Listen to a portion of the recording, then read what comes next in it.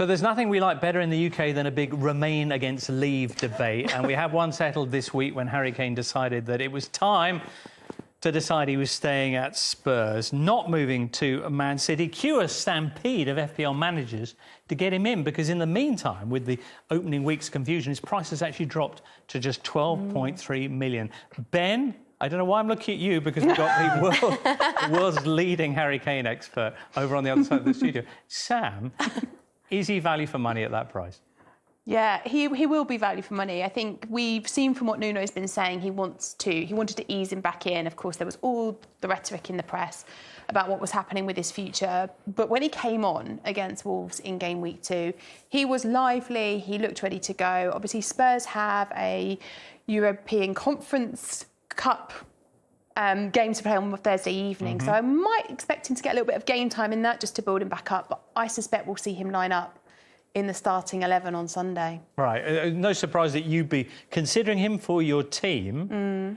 Ben, though, what do you think? Should people rush to bring him in, or should they wait and see how well he reintegrates with the side? Yeah, I think for me, I'm more concerned about his price, that it's just so high at the moment. It's obviously based on him being the top goal scorer and top assister from last season. Right. But I'm not sure he's going to be able to hit both those kind of levels again this season. And I think it's not just his price, but it's also the prices of the other forwards that you've got of options. Right. That he's kind of 4.5 million more than the likes of Antonio, Calvert-Lewin, Bamford, those sorts of players. Whereas I think he can make a really good front line that's a lot cheaper than one with Kane in.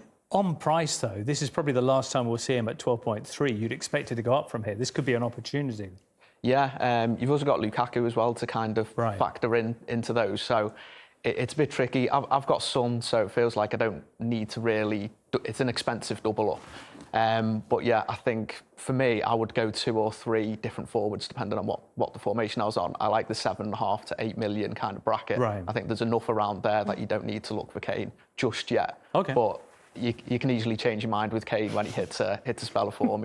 It can be devastating. Yeah. Let's take a look at Spurs' next fixtures then, because the next 2 in particular, very appealing. Watford at home on Sunday, then Crystal Palace away. A couple of trickier ones in there, but then again, Villa and Newcastle. When you look at those fixtures, are they primed for points for Kane and Son, do you think?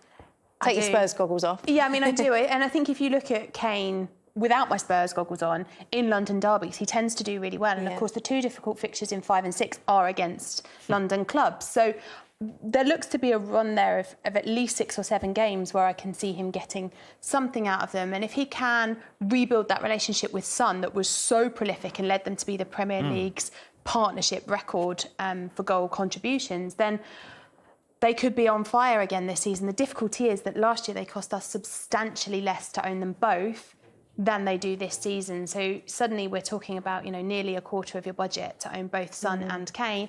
And as Ben rightly alludes to, we've got a lot of other players that have started the season really well. So it's probably going to be a choice between do you go with Son or do you go with Kane?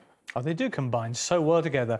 9 assists for Son from Harry Kane. That's all of Son's goals, I think, last time around, were assisted by Harry. Phenomenal totals for both.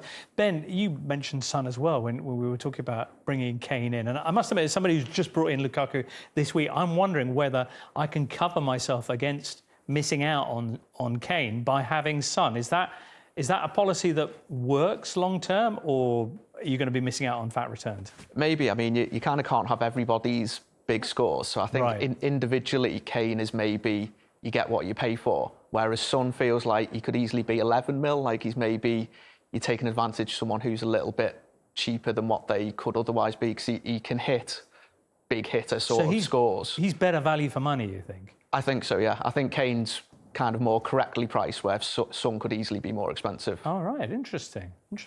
What's your plan then, Sam? Because you'll have had one eye on Harry Kane for a little while, knowing that his future would be sorted either way. You went with Son from the off. Have you got a plan to get Kane